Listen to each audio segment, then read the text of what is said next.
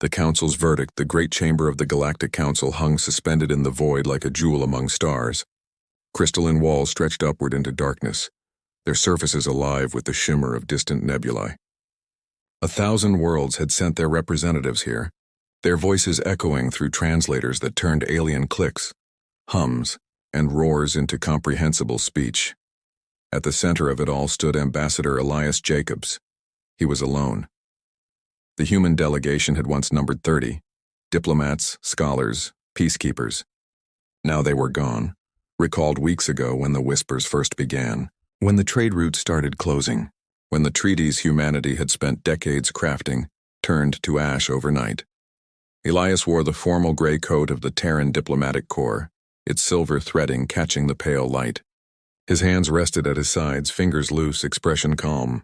But his eyes, those dark, tired eyes, told a different story. Before him, arranged in tiered rows like God's passing judgment, sat the Council of 13. The Vrexian representative leaned forward, its chitinous face splitting into what might have been a smile. Ambassador Jacobs, it rasped, mandibles clicking between words.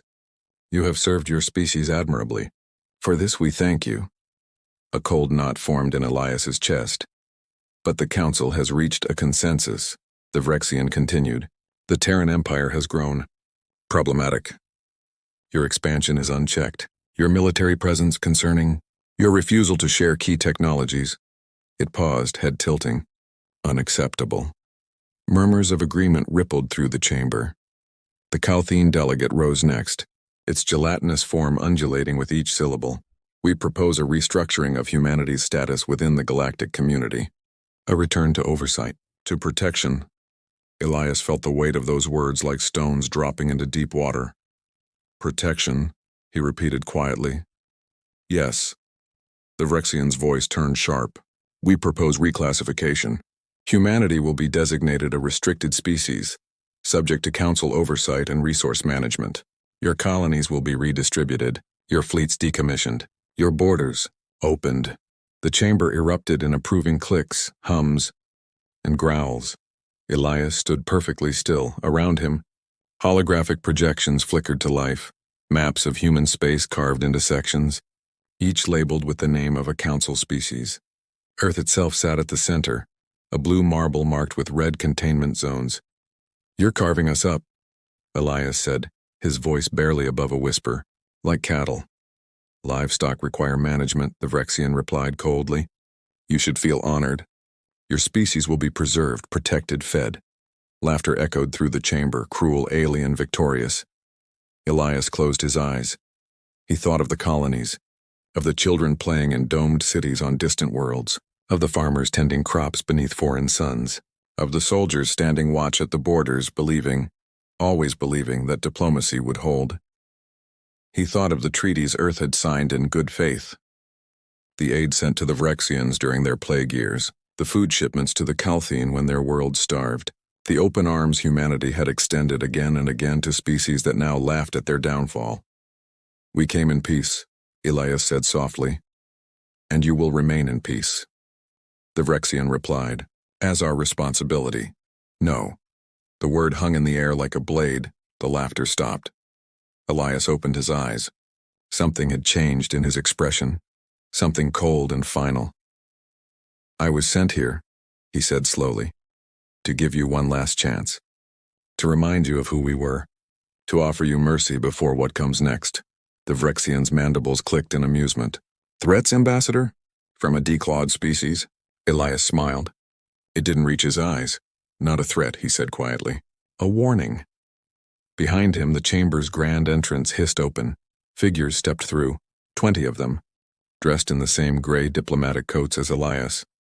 They had been standing among the council's own guards, servants, translators, hidden in plain sight. One by one, their coats shimmered and transformed. Gray cloth melted away, replaced by black combat armor etched with silver stars. Helmets materialized over faces. Energy shields hummed to life. Weapons, sleek, deadly, unmistakably human, powered up with a low, menacing whine. The council chamber descended into chaos. Elias's own coat dissolved, revealing the tactical armor beneath. His voice, when he spoke again, was amplified through every translator in the room. You should have remembered us for our peaceful days. The lights flickered. Holographic displays glitched and died. Somewhere deep in the station's core, systems began to fail. Because now, Elias said, his words echoing through the silent chamber, you'll remember us for what comes after. Outside the crystalline walls in the black expanse of space, points of light appeared, one by one, then hundreds, then thousands. The Terran fleets had arrived, and humanity's kindness, betrayed, broken, burned, transformed into something far more terrifying. Wrath. The Iron Hand. The Galactic Council chamber had become a tomb of silence, where moments before there had been laughter, cruel, victorious, certain. Now there was only the hum of human technology and the ragged breathing of alien delegates frozen in their seats. The holographic star maps flickering around them told a story the Council was only beginning to understand. Every major hyperspace junction occupied, every trade corridor blockaded, every military staging ground within 20 parsecs neutralized. The Vrexian representative's mandibles clicked rapidly, a biological tell of distress. Its multifaceted eyes darted between the tactical displays, watching in real time as entire fleet groups simply vanished from the grid, not destroyed, captured. Impossible, it hissed. Your fleets were recalled. Your borders were collapsing. We had intelligence. You had what we wanted you to have, Elias interrupted, his voice carrying the weight of cold finality. He stepped forward, combat boots echoing against the crystalline floor. Behind him, the 20 Terran operatives had formed a loose perimeter, their weapons trained not on the Council members but on the exits. The message was clear. You're not prisoners. You're witnesses. The Calthene delegate pulsed with agitated colors, its gelatinous form rippling. This is an act of war. The Council will do nothing. The new voice came from the holographic emitters at the chamber's center. The alien star maps dissolved, replaced by a single human figure. Fleet Admiral Sarah Chen stood on the bridge of the THS Indomitable, humanity's first dreadnought-class warship. Behind her, through the viewport, the distinctive silhouette of the Council's home station hung against the stars, surrounded by a sphere of Terran warships so dense it looked like a silver cage. Admiral, the Vrexian spat. You dare? I dare nothing, Chen replied, her tone ice. I am simply executing Protocol 13, as authorized by the Terran Senate 3 hours ago when your vote was cast. She gestured, and the hologram expanded to show dozens of star systems simultaneously. In each one, the same scene played out. Human fleets emerging from nowhere, deploying with surgical precision. No shots fired, no violence, just overwhelming, undeniable presence. You see, Chen continued, while you spent the last decade planning our dismemberment, we spent it preparing for your betrayal. Every trade vessel we sent carried sensor arrays. Every diplomatic mission mapped your infrastructure. Every act of kindness bought us time to position our pieces. The hologram zoomed in on a Vrexian colony world.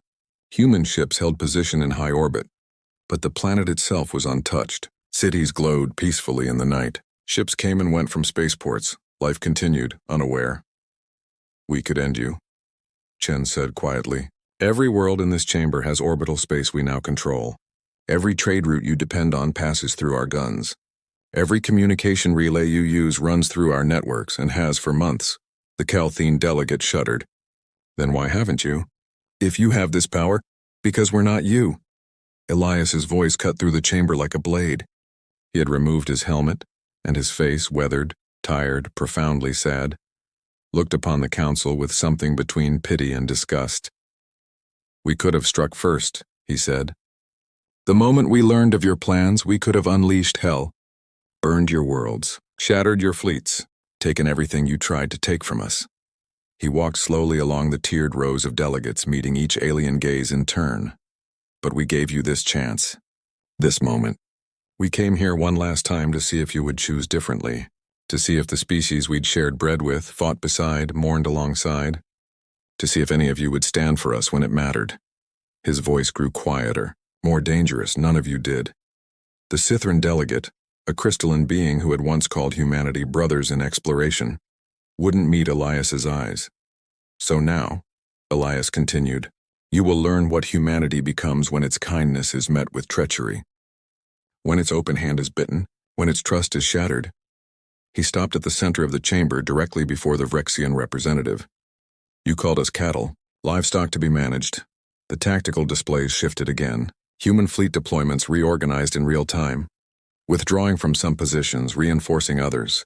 A new map appeared, humanity's borders expanding outward like a blooming flower.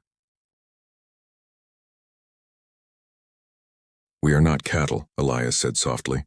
We are apex predators who chose to be herbivores. And you just reminded us why we had claws in the first place. Admiral Chen's hologram pulsed.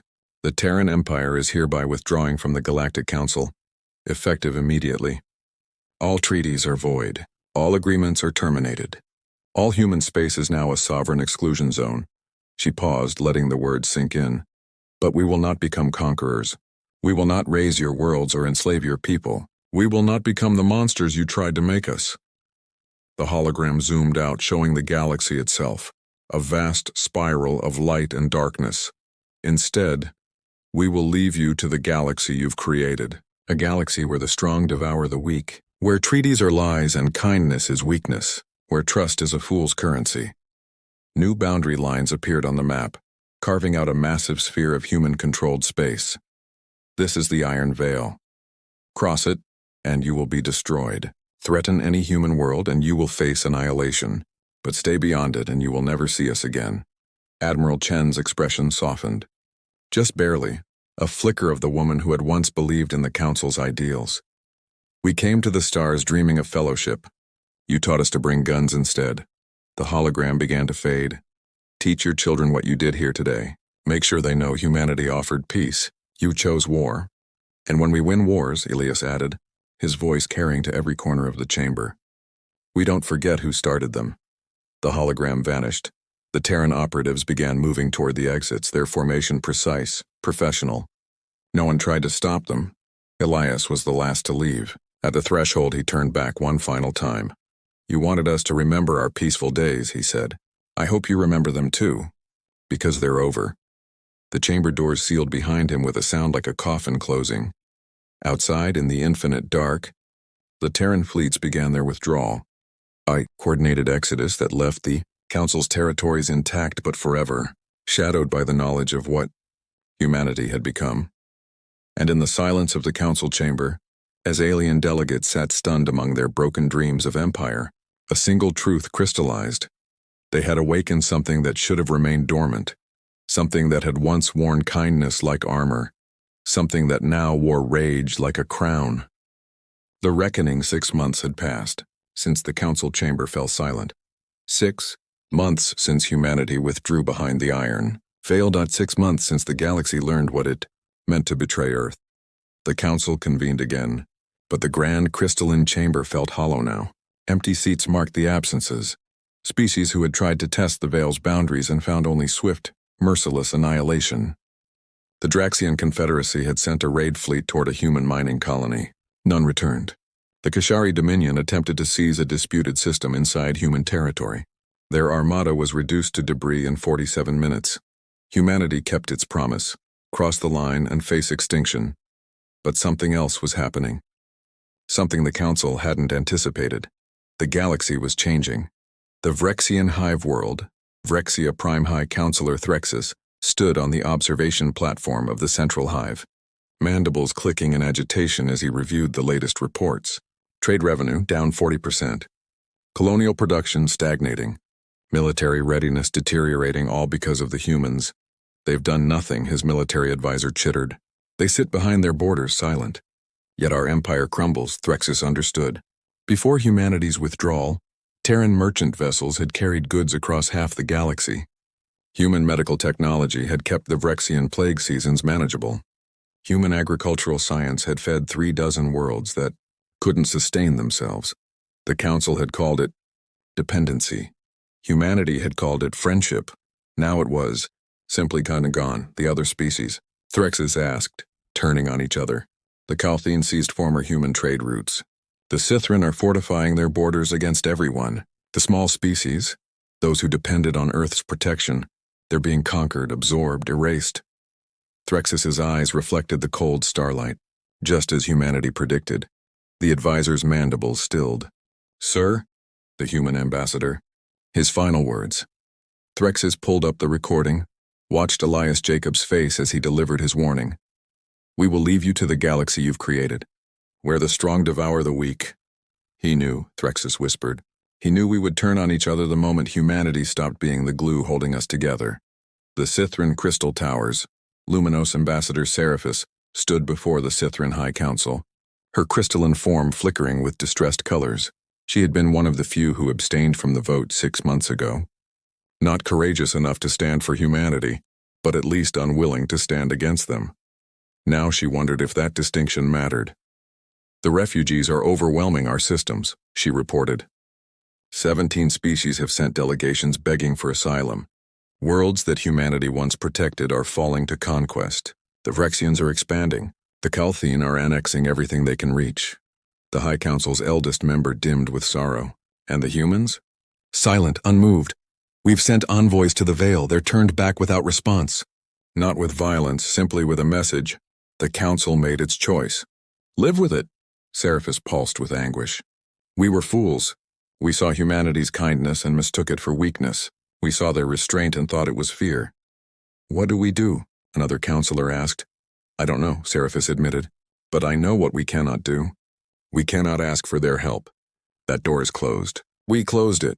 The Calthine Empire, Expansion Fleet 7 Commander Velthus observed the tactical display with satisfaction. 3 more colony worlds absorbed into the Empire this month alone. Former human trade partners left defenseless without Earth's protection? It was almost too easy.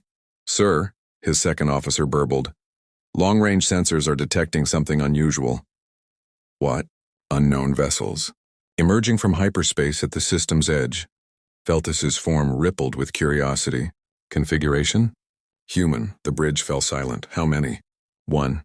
A single ship hung against the void, sleek, black, unmistakably Terran. It made no aggressive moves, launched no weapons, simply waited."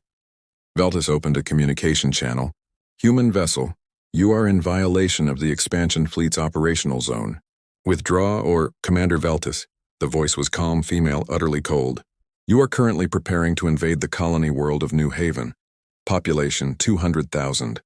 Primarily Thelnari refugees who fled to this system after their homeworld was destroyed by the Vrexians." Velthus's form stiffened. "This system is outside the Iron Veil.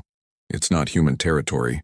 You have no—" "The Thelnari," the voice continued as if he hadn't spoken, "once provided humanitarian aid to Earth during the Cascade Plague. 70 years ago, when we were young and vulnerable, they sent medical supplies and asked for nothing in return. On the tactical display, the single human ship began moving, not toward the Calthine fleet, toward the planet below. Humanity remembers its debts, Commander, and we remember our friends." The human ship entered orbit around New Haven. Energy shields blazed to life, forming a protective sphere around the entire planet. "You have 30 seconds to withdraw your fleet," the voice said, "or we will remind you why crossing the Iron Veil is fatal."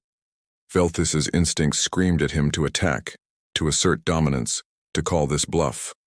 But he remembered the Draxian fleet, the Kashari Armada. He remembered how thoroughly, how completely, humanity had destroyed those who tested them. "Withdraw," he ordered quietly. The Calthine fleet turned and fled. Behind them, the lone human warship remained, a silent guardian over a world that had once been kind to Earth. Terran High Command, the indomitable Admiral Chen, watched the reports flow in from across the galaxy. Similar incidents, repeated patterns, human ships appearing to protect species that had once been friends. Not allies, not treaty partners, simply friends. The Thelnari, who had sent medicine, the Palathi, who had shared star charts freely, the Minari, whose children had studied on Earth and sent paintings back as thanks. Small kindnesses. Forgotten by the Council, remembered by humanity. "We're not intervening in the greater conflicts," her tactical officer noted. "Only protecting these specific worlds," Chen nodded. "We're showing the galaxy the difference between the Council's order and our values. They conquered and controlled. We protect those who showed us genuine kindness. And the rest? The rest get to live in the galaxy they created." Another report appeared on her screen. Brexian and Calthene forces had engaged each other over a disputed territory. Casualties in the millions, no human involvement. Chen closed her eyes briefly, feeling the weight of it. They could have had peace, she murmured. We offered them peace. The Galactic Council chamber. Present day, the Vrexian High Counselor stood before the remaining delegates, his carapace scarred from recent conflicts, his voice carrying a weight it had never held before. I move, he said slowly, each word clearly painful, that we formally request negotiations with the Terran Empire, not as conquerors, not as the council they once belonged to, but as petitioners. Silence. We must acknowledge what we did, Threxus continued. We betrayed them. We tried to enslave them. We laughed at their pain. The Calthene delegate pulsed with shame. The Sithran representative dimmed to near darkness. And now, Threxus finished, we must face the truth they tried to teach us. Strength without wisdom is tyranny. Power without compassion is monstrosity. And a galaxy without humanity's kindness is this. He gestured to the tactical displays showing the fragmented, war-torn state of council space. We created our own hell, he said, and only Earth remembers mercy. The vote was called unanimous. A single message was transmitted toward the Iron Veil, broadcast on every frequency in every language humanity had ever learned. We were wrong. We are sorry, please. Teach us again how to be better. Earth. Terran Senate Chamber Ambassador Elias Jacobs stood before the Senate, the message from the council displayed above him. He had aged in these 6 months.